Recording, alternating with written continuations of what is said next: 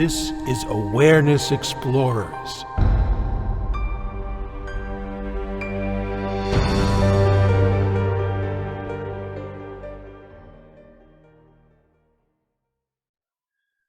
Welcome back, Awareness Explorers. Great to have you as usual. I am your co-host, Jonathan Robinson. I'm with my co-host, BrianTomO'Connor.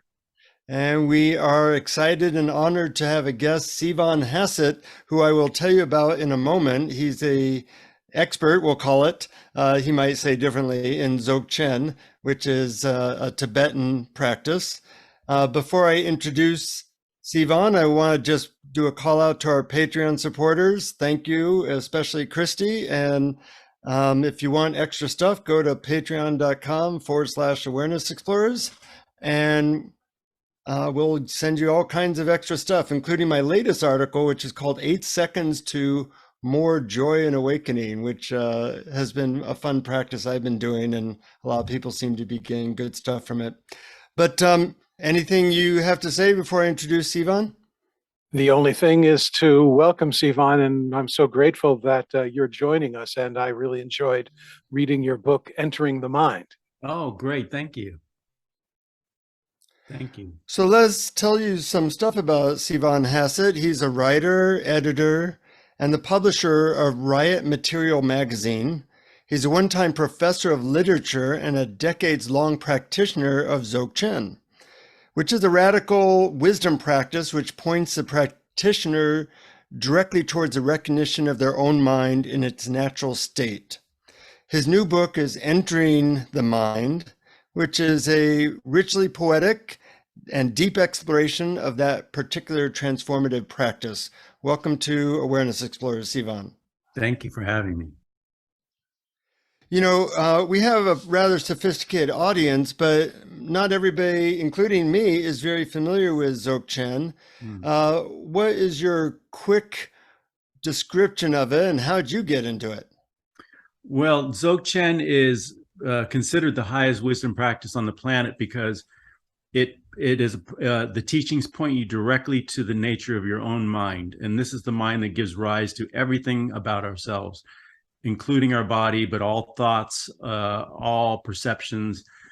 And this mind is stable, empty, and that word is often used in kind of cliche form.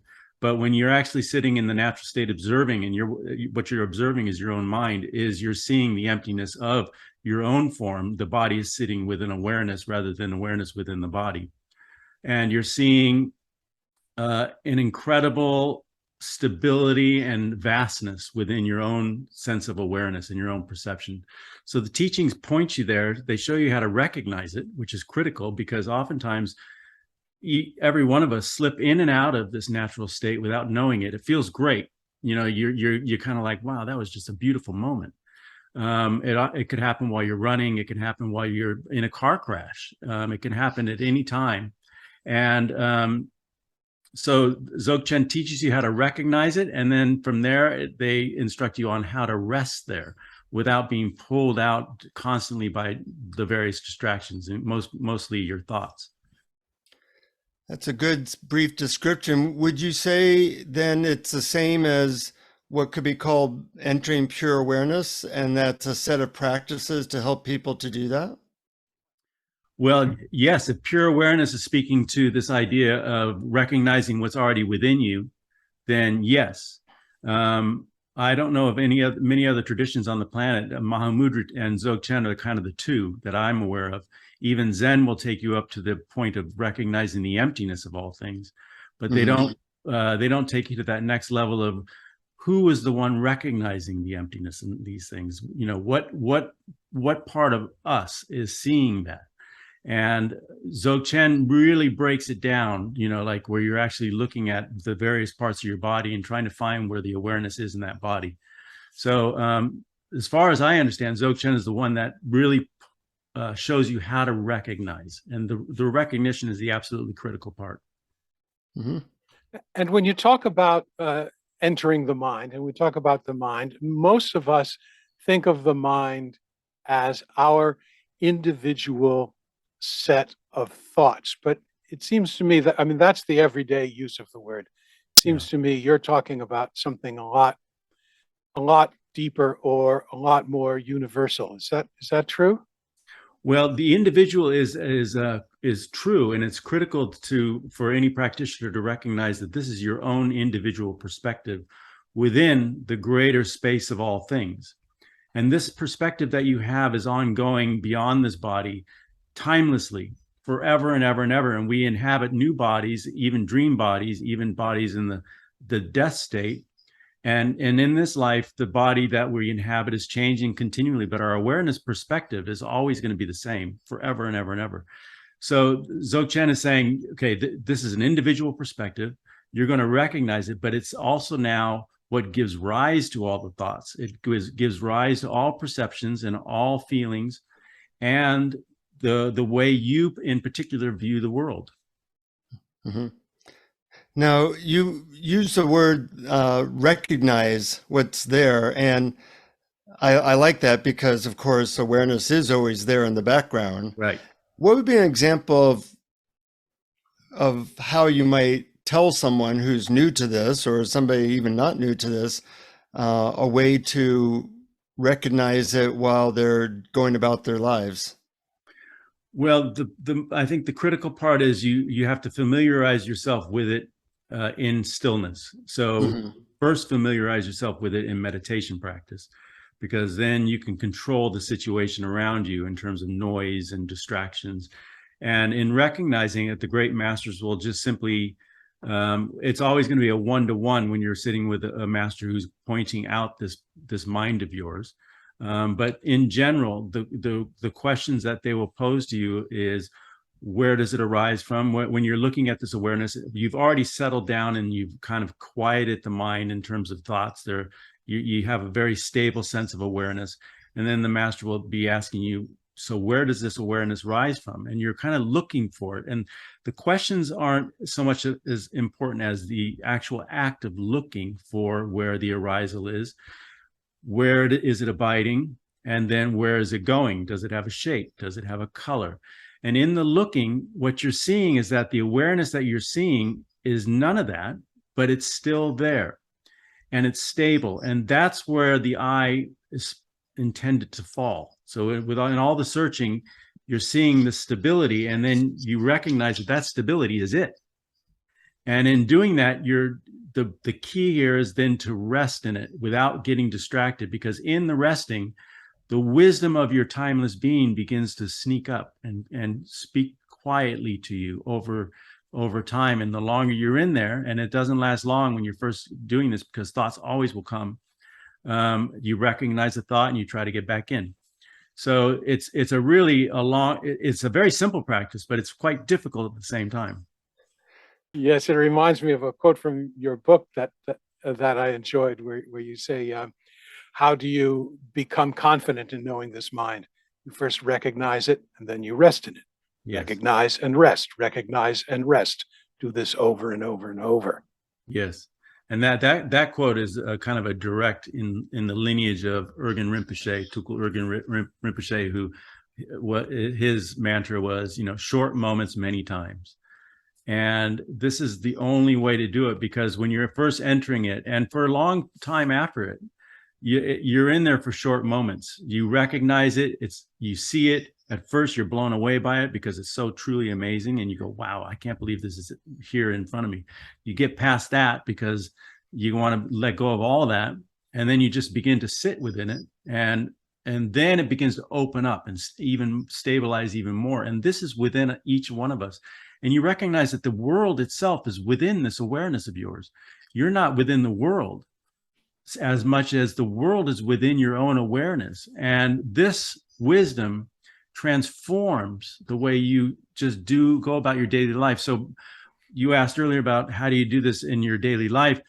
You begin to yearn for this kind of relationship with the world. So even when you're distracted, you go, oh, I got to wake up to this. I'm distracted. I got to re-recognize. And then, so it's a continual practice. You're continually trying to re-engage until ultimately you become the great master that you're aiming to be. And you don't need to try very hard.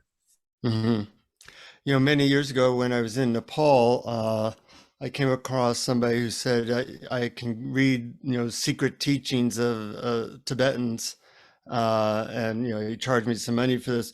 So I got this book. I couldn't take it out of his area, and I was very excited. And basically said, recognize yourself as awareness on the first page, and then try to move your pinky while recognizing yourself as awareness, and then later on it was move two fingers, and then like page 200 was kind of talk about a business transaction while recognizing yourself as awareness, and that's all it said. It didn't have anything else, but it was actually very useful.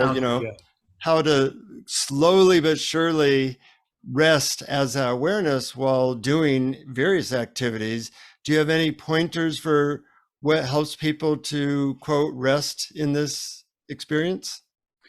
Well, there's a practice called shamatha practice that is kind of a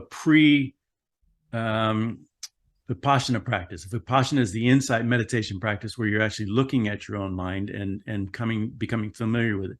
The pre-practice to this is stabilizing the mind first. So you're actually using a crutch of sorts, a scaffold. You can use a rock, you can use a picture of a Buddha, you can use your breath, but you're training the mind to stabilize on something, so that the thoughts don't come. Basically, you're attempting to create a space where the thoughts don't enter, and that space is between you and the rock. And for me, it was a little pebble. For many people, it's a beautiful image of the Buddha or the eyes of something. And so you stabilize there, and then at some point you remove that support, and now you're looking at the clarity of the space with it in front of you in the same distance. And by the time you learn to stabilize in this state of awareness, it's not an insight practice, but it's really a practice that allows you to now stabilize in the insight practice of Vipassana. And so that's kind of really, as far as I know, the only way to get there. And trust that you're going to stabilize there. Be stable there. You mentioned earlier small moments many times, and I can certainly attest to that, because when I first started many years ago, I thought that one had to meditate for hours, and the object was that the more hours you put in, the better. And then I had a teacher who said that very, very thing to me. And I realized, oh, actually, I can be pure empty awareness for a couple of seconds. That's not hard. Yes. And then a couple of minutes later, and then I can do it a couple of minutes later, and then like little drops of oil on a pan. Yes. Eventually they start to connect and become one big drop. Yeah. And I did transcendental meditation many years ago, and it's a nice little practice to kind of show you what you're aiming for, because it does drop you in there for a bit, but you don't have the skill to stay there. So you get back out and use the mantra. But there was a metaphor that they used that I love, was a white piece of paper, and you just like one punch hole through it, and you got, at the beginning you just have these two little punches, but after a couple of years the whole paper's filled with holes, and this is the natural state that they're talking about, until it just falls apart. And when it falls apart, that's it, you've awakened. And in some ways it is like that. Those little moments that you enter are little moments that you recognize and become familiar with, and then now you know what you're looking for. So now you could go, okay, this isn't it. Oh, I found it. Hello. And then you rest there for a minute, 30 seconds, it doesn't matter. But the more you practice, the longer you're going to stay there. Yeah, I noticed that for myself, that it's almost as if these little moments carry a momentum with them, that if I do a lot of those little moments in the first hour, it seems like then it's very easy to maintain having more of those moments during the day. By the afternoon, I'm like very much resting in that state. Yes. Whereas if I miss those little moments the first couple of hours and I'm caught in busyness, then it becomes much harder to get there. I totally agree. Which is why I oftentimes will wake up at 1 a.m. and just sit up and meditate for a couple hours, because my mind isn't really in the active mode, and it really does enjoy that resting within, it does still takes a bit to get there. But once I'm there, I can really remain stable for quite a while. And this is, it's really, it's transformative in how you're not doing anything. You're not analyzing. And, the mind wants to talk about it while you're sitting there. It wants to put words to this concept or this experience that you're doing. And, it's easy to engage with it. So you can have language for it yourself for moments like this, where, what is this about? Well, a lot of a lot of what's coming out here has already been discussed in my own mind, sitting in that meditation practice. But that could be a problem too, because too much of that conceptualizing, without allowing just the natural winds of this insight to come up, gets in the way of the wisdom that does want to come up. Mm-hmm. So it's a continual, you're continually tweaking. And is the wisdom that comes up, is it essentially nonverbal? It's totally nonverbal. It's totally nonverbal, in the sense that it really is like opening doors to allow things out. And for me, what was allowed out was a lot of anxiety over the years. Here and there, bits of depression, nothing major, but enough to be, see that, oh, I'm kind of in a downswing for a while here. And just confusion, all that kind of, when I began to practice and recognize and then rest, within a very short period of time, all that stuff on its own began to disappear. And I remember when my son, 4 or 5 years ago, said, "Dad, I would love for you to speak at my wedding. It'd be amazing if you could." I said, "Oh, geez, Jacob, I don't know. I got anxiety. That would really bring up a lot of anxiety." He's like, "Well, think about it. I understand. I get it. Like I don't know if I could do that."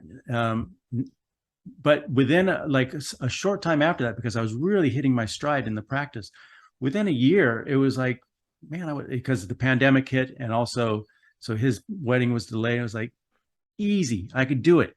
It was like all that stuff just disappeared. All the fear, all the anxiety, all the confusion, it's gone. And what really does come up is this idea of like a sense of compassion for almost everybody.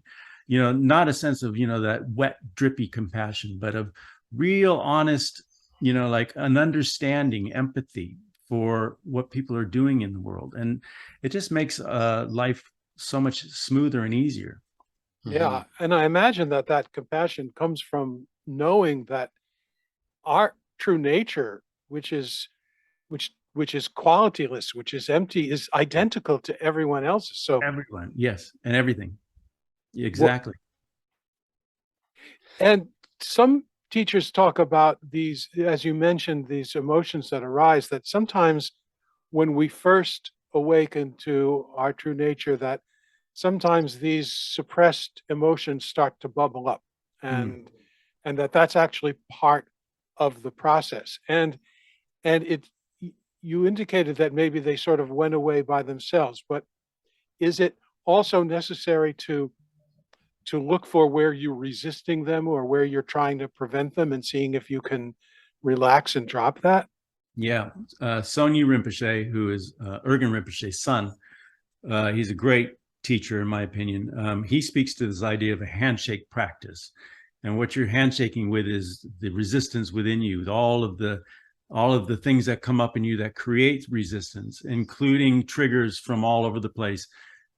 He suggests that before you even try to recognize, or if you're trying to recognize and you're struggling because emotions are coming up, fear is coming up, forget about the recognizing. Look at the fear, sit with it, and be quiet with it. Don't, like try to push it away. Don't try to, like speak to it in ways that might make it, he really speaks to it, he personifies these things.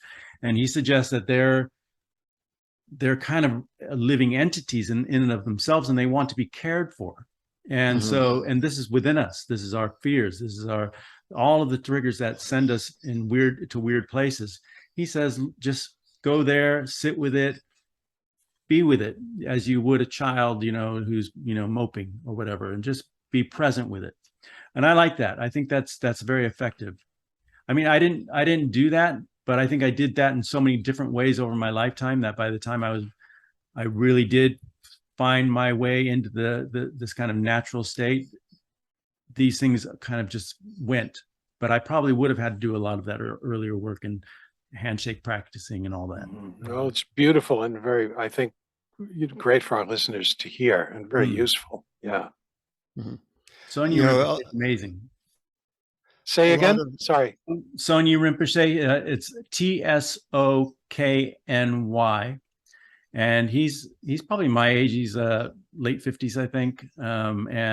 But he's incredible, just amazing. And he's got some couple good books, Fearless Simplicity and Carefree Dignity, that I think your listeners would love. Oh, great. Yeah. It used to be that a lot of systems would mention how you have to purify over a number of years to get the secret teachings or to awaken. And it seems like Dzogchen and other direct awakening approaches have just said, no, that's not really necessary. What is your thought about that? And does Dzogchen say that purification and psychological type things is really not that useful or necessary? They don't diss any of that. They don't speak poorly about any of it, because it is in fact part of the tradition. It's, you go through the sutra traditions and the tantric traditions, and then you move up into the Dzogchen traditions. And the sutra tradition will say, over many, many lifetimes, these little, everything you do in this one lifetime, and then you keep doing it over many lifetimes, you'll have the opportunity to awaken. Tantra speeds that up a bit. Dzogchen says, fine, if that's the personality you are, and that's the path you've chosen, keep going. But they say also, you don't need to go that long. You can really, the key is to observe your own mind in its natural state. And this is you could do this in one lifetime. And the reason why Dzogchen is now being spoken to and taught more freely is because in Tibet, it was a different time. It was a very closed culture, and it was kind of like most of everybody in that culture was a practicing Buddhist or a Bon practitioner. And at the peak of all of those two traditions was Dzogchen and Mahamudra. And they would only, for many years, only one teacher was allowed to give it to one student, these teachings, and it was done very secretively. But by the 20th century, they were taking in more students, and then there was a couple of people who had they foresaw the Chinese coming in and just doing devastation to the Buddhist culture, and they recognized that it was time now for these teachings to spread more widely. They also recognized that mind itself on this planet is also evolving in such ways that it's more accepting of these teachings, because you can really go wrong if you're not getting good teachings with Dzogchen. You can go wrong by letting your ego get in the way, by flattering yourself. There's so many ways to take missteps in this, and so you're continually recalculating and reorienting yourself, and that's what they don't want you to do. They'd rather see you going the sutra approach, where it takes forever and ever and ever, because you're not going to make many mistakes. Yeah.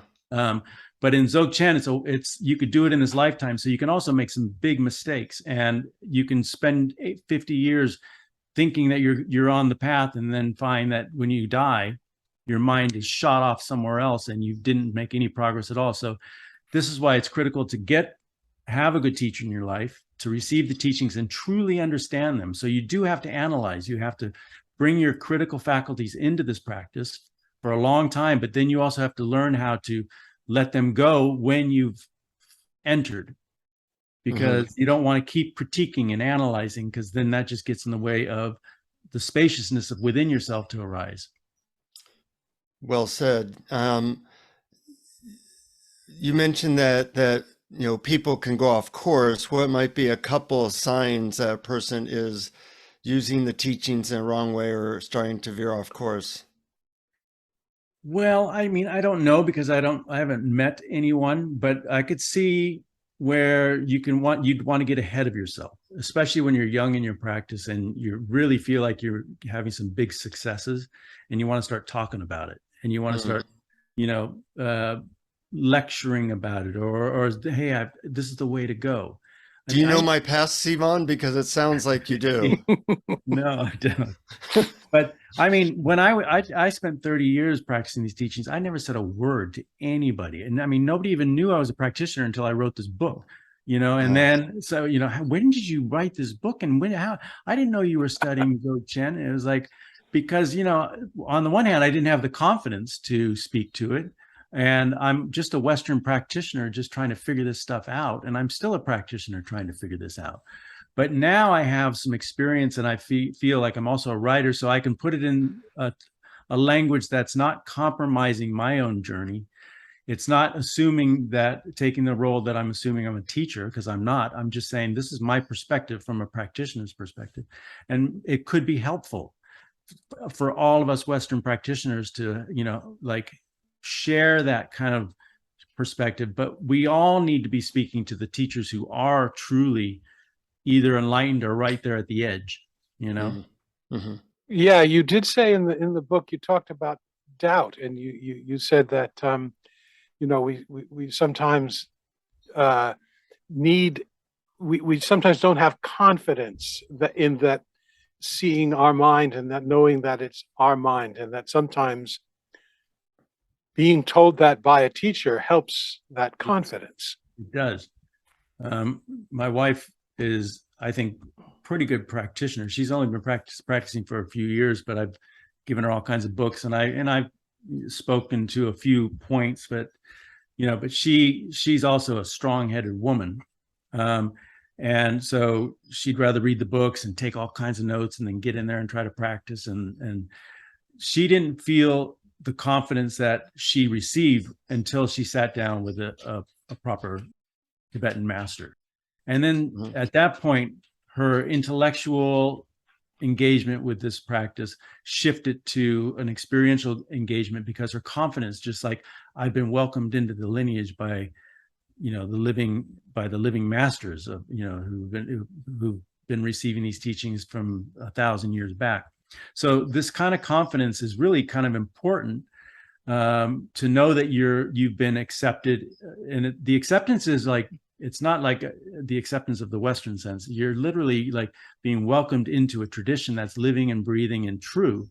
But you don't just walk into that, like I'm here, I'm now a Dzogchen practitioner, or I'm a Buddhist practitioner. It doesn't matter.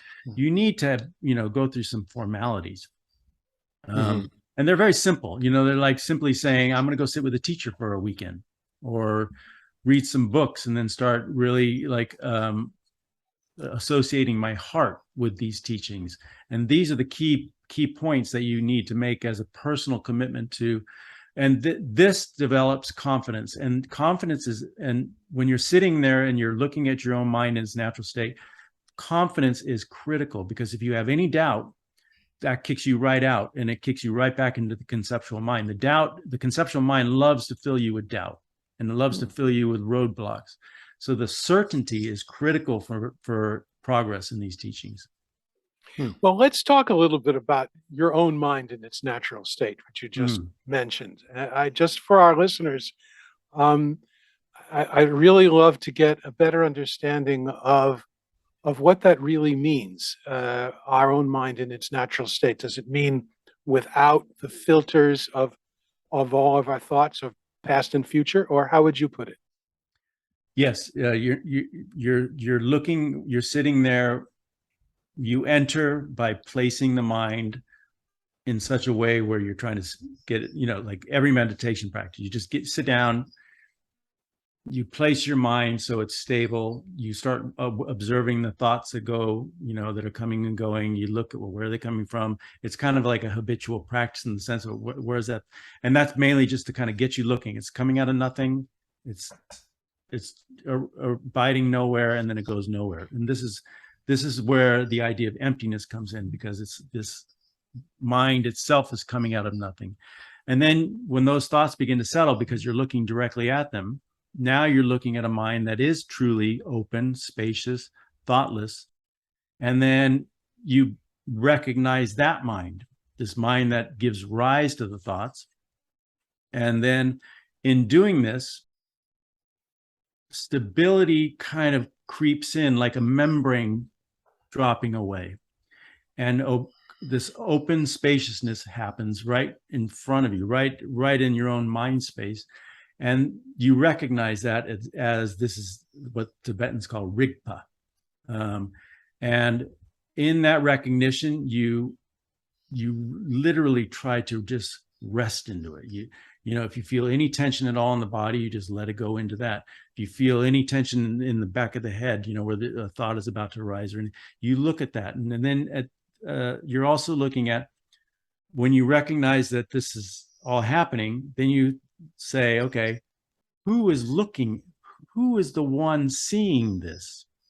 Because in also recognizing that, you recognize that none of that's coming from the portals of the body, the you know, the eye consciousness, the ear consciousness, those eyes and those sense portals are kind of feeding into the mental awareness. And so you're looking at all of that, and recognizing that nothing within this flesh and blood body is seeing what we're seeing. This kind of like, again, ramps you up into another level of awareness. And again, it's stable, it's open, and in this, you recognize that the body is sitting within awareness, that the car that's passing down the street is now moving through awareness. And in many ways, it is like the images in a mirror, where it's all clean. It's all just arising and leaving the mirror, and arising, and the mirror is not being affected in any way. It's all just images. And why are they images? Because this is your awareness. Only you are seeing this in this moment, meaning we have the shared experience, but your particular awareness, your particular seeing is happening in your own mental landscape. And this is where you're trying to now become familiar. So that mirror has those arisals in it. It's not happening in another mirror. And so the mirror is not attached to it. It lets it come and lets it go. And in the same way, we're trying to do this with our own mind. We're watching these arisals come. There's nothing happening there. And then we let them go. And you're trying to now see them not as form, but as mere images within your own awareness. And so, I mean, there's like so many little elements going on in this trying to understand your own mind. But as you do this more and more and more, it becomes part of the whole. It becomes simply a part of observing the awareness as it perceives. And this is your awareness that when the body dies, when you're in this state, you can actually see your body.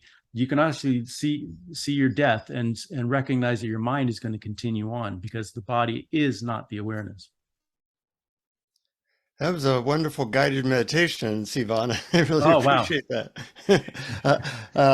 I was wondering if I was going to be able to speak after all that, because it brought me pretty deep into that. I especially like the question, which I haven't really looked at things this way, or this question, where are these things arising from? And that the looking creates the potential experience of entering into awareness. You know, it's not answering the question. It's really a way of turning around in a certain way. And I like that question in particular. One question I have, you know, mindfulness type meditations are very popular nowadays, and that's become a buzzword. How do you differentiate Dzogchen from what could be called mindfulness stuff? Well, Dzogchen does speak to being mindful, in the sense that you're being mindful of distractions. So while you are entering and trying to practice your insight meditation, you're trying to be as well mindful or alert to the moments when you slip and you start thinking about your taxes or whatever, or, you know, like, and so you're mindful to remaining stable in your own awareness.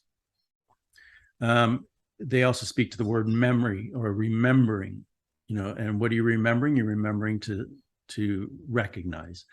So they synonymously use meditation, mindfulness, remembering as a means of you have an intention while you're there, and the intention is to let it all go, but to get there you have to be mindful, you have to be alert.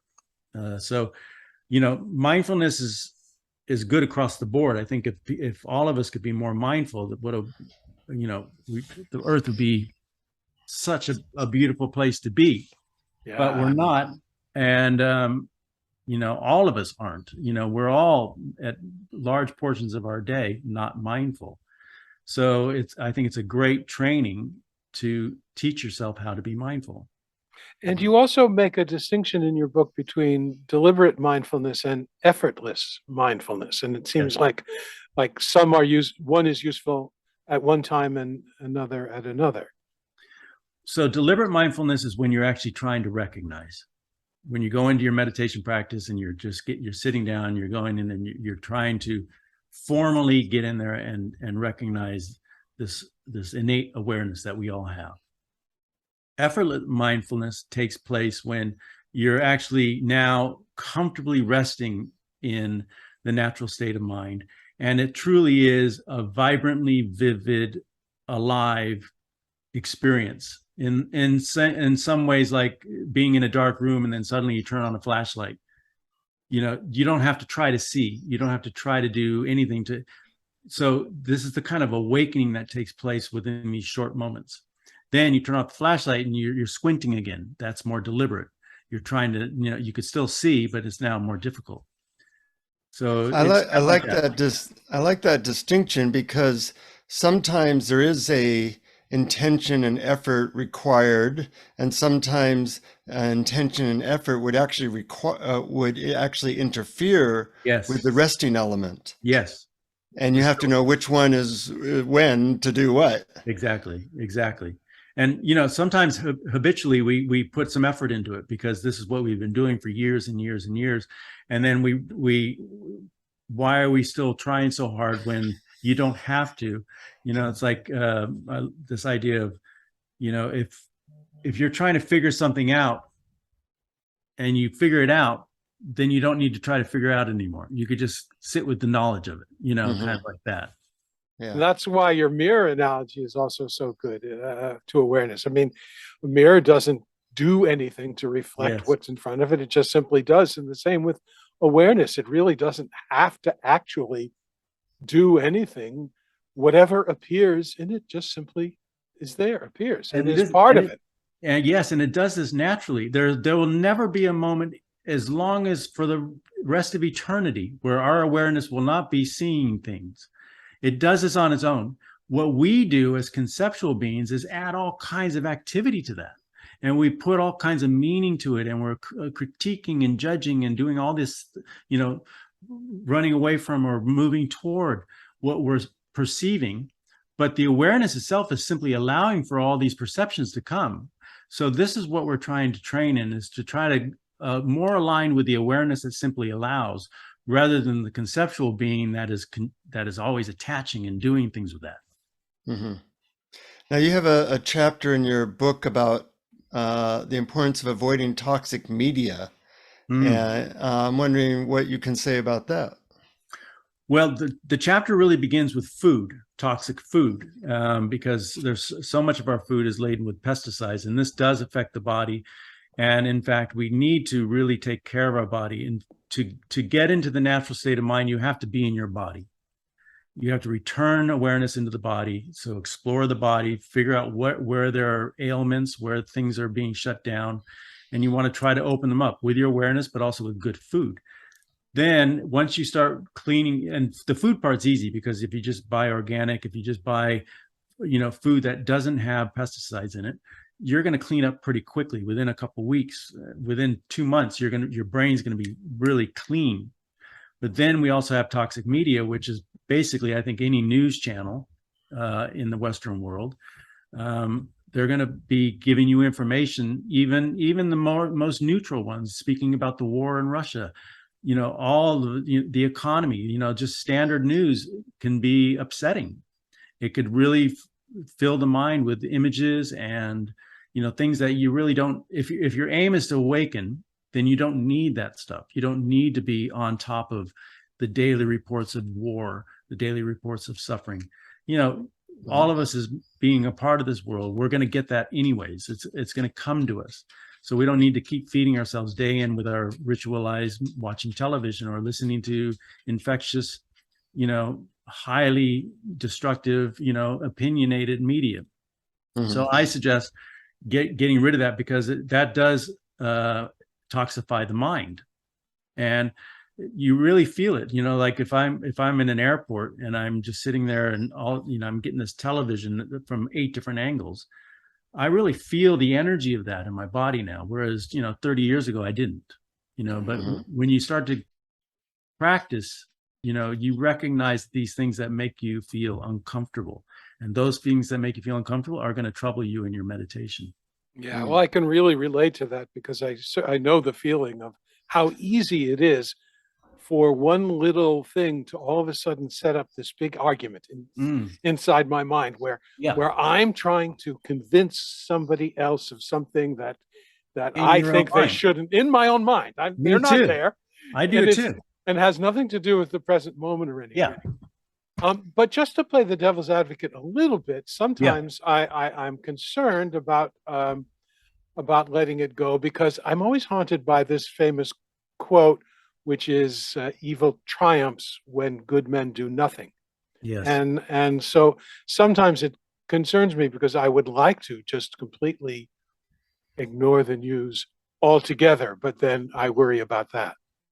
Yeah. I come from the same era, where be informed because it makes you a better citizen. And, this is true. I feel like I was a soldier most of my life, and not a battlefield soldier, but, street soldier, martial artist, because I was filled with fear. I grew up in Los Angeles, in Van Nuys, where there was riots, people were beating up on everybody. It was, I trained under Chuck Norris and all these amazing martial arts teachers. And, then practicing Dzogchen under some fierce teachers. And in many ways, I felt like, what do I want to be? Do I want to be the soldier on the street, or do I want to enlighten? Do I want to get in touch with my heart? Because when I was a soldier on the street, my heart felt closed, but I was a badass motherfucker. Sorry. You can cut that. Yeah. And I at some point I said, I don't want to be that. I want to wake up. I want to wake up from all that. And so there's going to be plenty of these people, plenty of us who want to be that good citizen. And so evil doesn't triumph again, although it continues to. But who is going to be the ones who are going to take the lead on the spiritual front, on the awakening front? Well, I want to be that. I want to do that for myself. And then ultimately I want to do that for all sentient beings. But first I need to wake myself up. And this is a long process. Sometimes it's frustrating. Sometimes it's lovely, but this is the path I'm choosing. Right. Well, in a sense, you're not doing nothing. And it's like the analogy of the mother, put on your own mask first and then and then help your children. Yeah. And I use that metaphor in the about the food chapter, about take care of your body first, because you're useless if your body's in wreckage. You're kind of not contributing to the world in any way, because you're depressed, you're sick, you're not feeling well. So take care of the body, then you could take care of your mind, and then you could take care of others. Yeah, I like that order, because if you don't take care of your body, it'll start screaming at you, and then you don't have any energy for anything else. Exactly. Yeah. Is there any question that you feel like we haven't asked that you would like to attend to, or that we've missed, or something? No, I'm enjoying I love where these conversations go, no matter what's missing, but oftentimes is how much we cover is amazing. Yeah. You guys are great. You guys work well together as a team. Oh, thank you. Well, I'm certainly enjoying talking to you as well. This is lots of fun. Any last questions you would think of, Brian? Yeah, I do have one, and this is a question that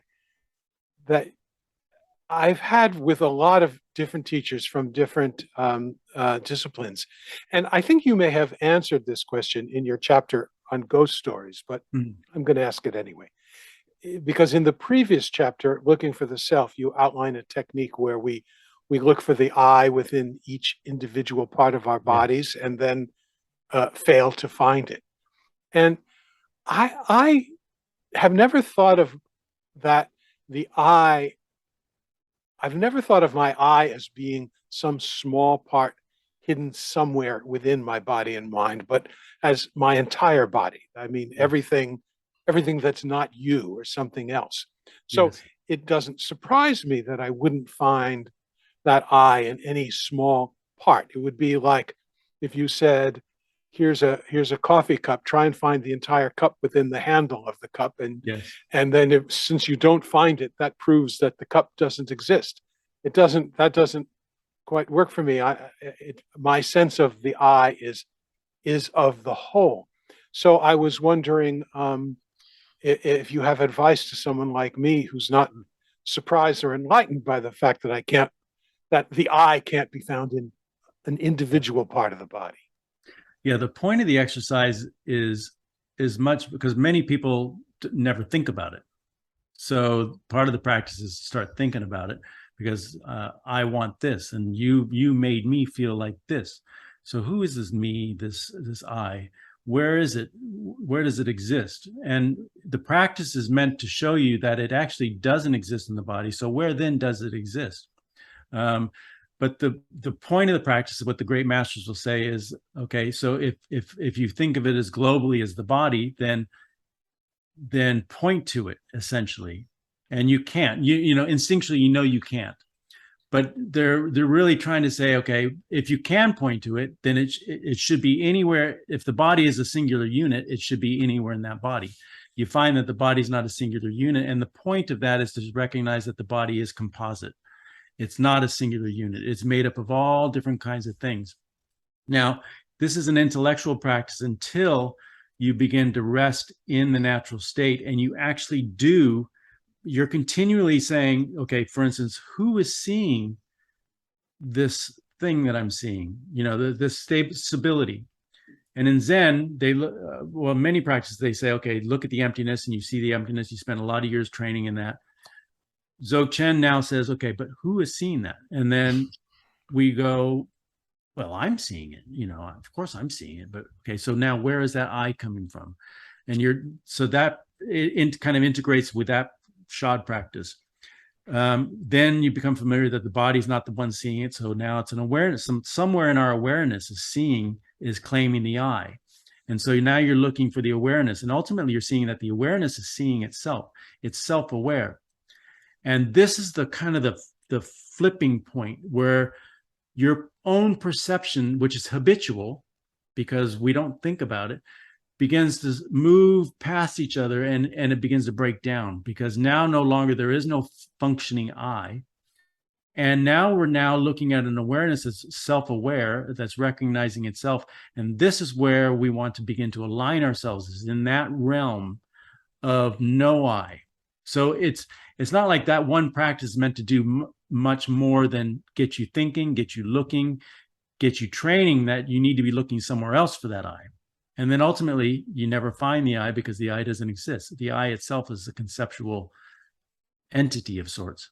Mm-hmm. Right. I really do think that goes to the meat of it, awareness, seeing awareness. And Yes. What I've noticed is that sense of the I being the body is also, just like thoughts, sounds, sensations, is just another appearance in awareness, which Yes. is bigger and includes all of it. See, you're a Dzogchen practitioner. Oh, yay. And now would love certified. it. Brian, I think you would love it. I think you would really, philosophically, it's really just exciting. The Dzogchen and Mahamudra teachings are unbelievable. Yeah. Well, I did study for quite a while with someone who studied, so it's sort of secondhand, but Locke Kelly studied with a lot of Mahamudra and Dzogchen teachers directly, and which is why I recognized and related to so many terms and practices in your book. Yeah. Well, I'm glad you enjoyed it. Thank you for taking the time to read it. So how can people get hold of your book or learn more about you, C von? So you can go to enteringthemind.com, or you can go to riotmaterial.com, the magazine. They're both kind of, Riot Material has been a long-term art magazine, art and film and music. Great writing, some good topics. And then the book is kind of hosted in the magazine under enteringthemind.com. It'll take you there. This podcast will come up on it when it goes live, and there's others. We have events. We're doing a speaking as book signing event in Joshua Tree. So the magazine or Entering the Mind will get you all the information you need. Fantastic. Well, it's been a real treat, and I'm a little high from the talk. What have you been smoking? Didn't need to smoke anything. I just was kind of guided there, and we really appreciate your wisdom and the ability to describe Dzogchen in such a simple way that I think it takes the mystery either in it or out of it in a way that people can very easily access. Right. Wonderful. Well, I'd love to come back anytime. Anytime you have a dead spot in your show, call me up. Cool. Okay. Sounds good. Any last words, Brian? No, I'm just very grateful, and I really enjoyed this conversation a lot. Me too. Me too. Yes. And for our listeners, keep exploring. Keep exploring. Keep exploring. Cheers, you guys. Thank you for listening to Awareness Explorers. To learn more, you can check out our website at awarenessexplorers.com. Please subscribe to our podcast on your favorite podcast app. We'd love it if you would post a review. And please share our link on Facebook and with family and friends, because knowing yourself as awareness is the greatest gift you can give yourself or someone you love.